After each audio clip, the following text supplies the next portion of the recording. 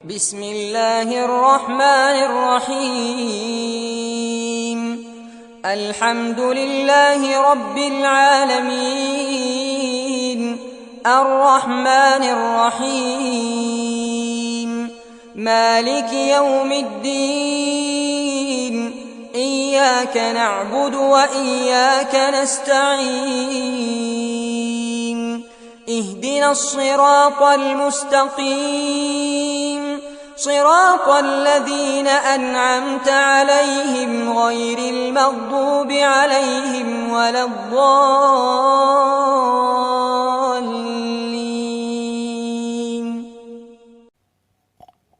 ترجمہ: اس خدا کے نام سے جو مہربان اور بخشنے والا ہے۔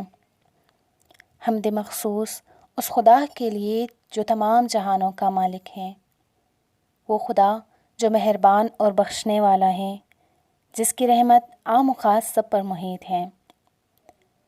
وہ خدا جو روز جزا کا مالک ہے۔ پروردگار، ہم تیری ہی عبادت کرتے ہیں اور تجھی سے ہی مدد چاہتے ہیں۔ ہمیں سیدھی راہ کی ہدایت فرما، ان لوگوں کی راہ جن پر تو نے انعام فرمایا، ان کی راہ نہیں جن پر تیرا غضب ہوا، اور نہ وہ کہ جو گمراہ ہو گئے۔ تفسیر آیہ اول۔ بسم اللہ الرحمن الرحیم۔ تمام لوگوں میں یہ رسم موجود ہے کہ ہر اہم اور اچھے کام کا آغاز کسی بزرگ کے نام سے کرتے ہیں۔ کسی عظیم عمارت کی پہلی اینٹ اس شخص کے نام پہ رکھی جاتی ہے جس سے بہت زیادہ قلبی لگاؤ ہو، یعنی اس کام کو اپنی پسندیدہ شخصیت کے نام منسوب کر دیتے ہیں۔ مگر کیا یہ بہتر نہیں کہ کسی پروگرام کو دوام بخشنے اور کسی مشن کو برقرار رکھنے کے لیے ایسی ہستی سے منسوب کیا جائے جو پائیدار ہمیشہ رہنے والی ہو اور جس کی ذات میں فنا کا گزر نہ ہو؟ اس جہان کی تمام موجودات کہنگی پذیر ہے اور زوال کی طرف روا دوا ہے۔ صرف وہی چیز باقی رہ جائے گی جو اس ذات لازوال سے وابستہ ہوگی۔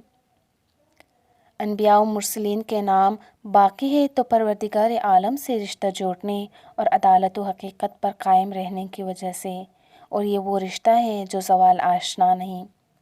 اگر حاتم کا نام باقی ہے تو سخاوت کے باعث جو زوال پذیر نہیں۔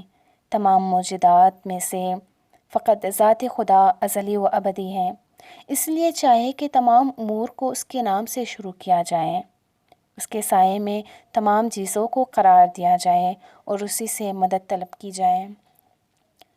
اس لیے قرآن کا آغاز بسم اللہ الرحمن الرحیم سے ہوتا ہے۔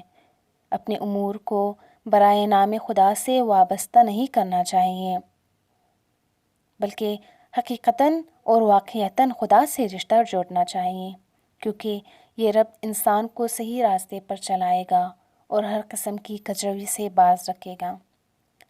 ایسا کام یقیناً تکمیل کو پہنچے گا اور باعث برکت ہوگا۔ یہی وجہ ہے کہ رسول اللہ صلی اللہ علیہ وآلہ وسلم کی مشہور حدیث میں ہم پڑھتے ہیں کہ جو بھی اہم کام خدا کے نام کے بغیر شروع ہوگا ناکامی سے ہمکنار ہوگا۔ امیر المؤمنین علیہ السلام اس حدیث کو بیان کرنے کے بعد ارشاد فرماتے ہیں، انسان جس کام کو انجام دینا چاہیے کہ بسم اللہ کہے، اور جو عمل خدا کے نام سے شروع ہو وہ مبارک ہے۔ امام باقر علیہ السلام فرماتے ہیں، جب کوئی کام شروع کرنے لگو، بڑا ہو یا چھوٹا، بسم اللہ کہو، تاکہ وہ بابرکت بھی ہو اور پرامن و سلامتی بھی۔ خلاصہ یہ کہ کسی عمل کی پائیداری و بقا اس کے ربط خدا سے وابستہ ہے۔ اسی مناسبت سے جب خداوند تعالیٰ نے پیغمبر اکرم صلی اللہ علیہ وآلہ وسلم پر پہلی وحی نازل فرمائی تو انہیں حکم دیا کہ تبلیغ اسلامی کی عظیم ذمہ داری کو خدا کے نام سے شروع کریں۔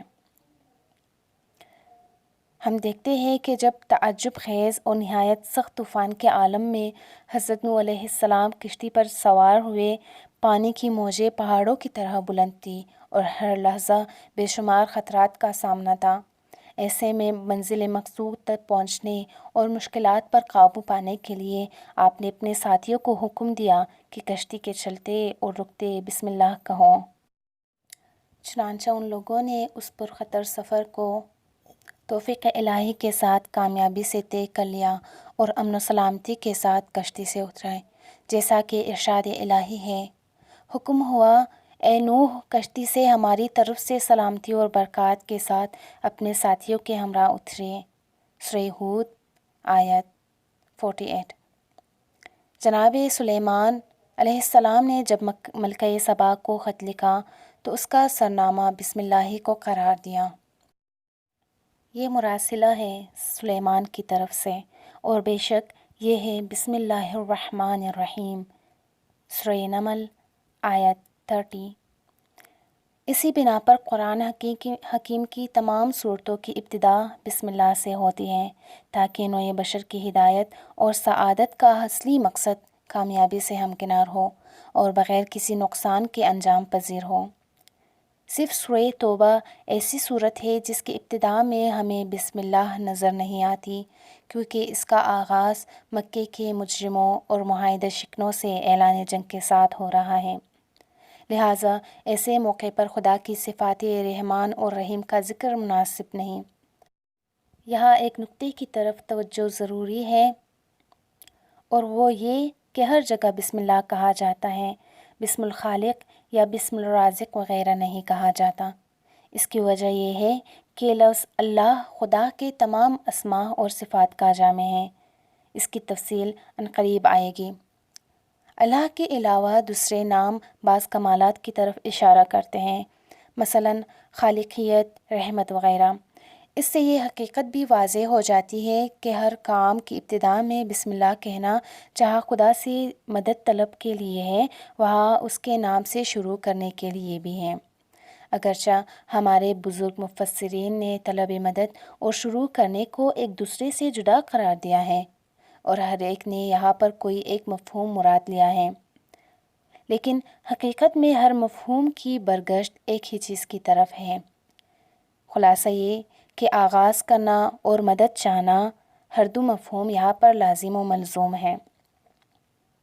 بہرحال جب تمام کام خدا کی قدرت کے بھروسے پر شروع کیے جائے تو چونکہ خدا کی قدرت تمام قدرتوں سے بالاتر ہے، اسی لیے ہم اپنے میں زیادہ قوت و طاقت محسوس کرنے لگتے ہیں، زیادہ مطمئن ہو کر کوشش کرتے ہیں، بڑی سے بڑی مشکلات کا خوف نہیں رہتا اور مایوسی پیدا نہیں ہوتی، اور اس کے ساتھ ساتھ اس سے انسان کی نیت اور عمل زیادہ پاک اور زیادہ خالص رہتا ہے۔ اس آیت کی تفسیر میں جتنی گفتگو کی جائے کم ہے، کیونکہ مشہور ہے کہ حضرت علی علیہ السلام ابتدائی شب سے صبح تک ابن عباس کے سامنے بسم اللہ کی تفسیر بیان فرماتے رہے۔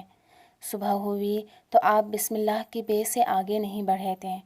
آن حضرت علیہ السلام ہی کے ایک ارشاد سے ہم یہاں اس بحث کو ختم کرتے ہیں۔ آئندہ مباحث میں اس سلسلے کے دیگر مسائل پر گفتگو ہوگی۔ عبداللہ ابن یحییٰ امیر المؤمنین علیہ السلام کے محبوں میں سے تھے۔ ایک مرتبہ آپ کی خدمت میں حاضر ہوئے اور بسم اللہ کہے بغیر اس چارپائی پر بیٹھ گئے جو وہاں پر پڑی تھی۔ اچانک وہ جھکے اور زمین پر آ گرے، ان کا سر پھٹ گیا۔ حضرت علی علیہ السلام نے سر پر ہاتھ پھیرا تو ان کا زخم منمزل ہو گیا۔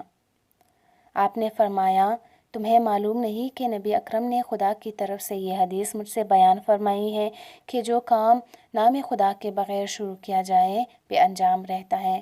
عبداللہ کہتے ہیں، میں نے عرض کیا، میرے ماں باپ آپ پر قربان، میں یہ جانتا ہوں اور آپ کے بعد پھر اسے ترک نہ کروں گا۔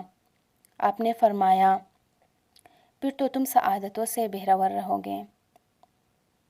امام صادق علیہ السلام نے اسی حدیث کو بیان کرتے ہوئے فرمایا، اکثر ایسا ہوتا ہے کہ ہمارے بعض شیعہ کام کی ابتدا میں بسم اللہ ترک کر دیتے ہیں اور خدا انہیں کسی تکلیف میں مبتلا کر دیتا ہے تاکہ وہ بیدار ہو اور ساتھ ساتھ یہ غلطی بھی ان کے نامہ عمل سے دھو ڈالی جائے۔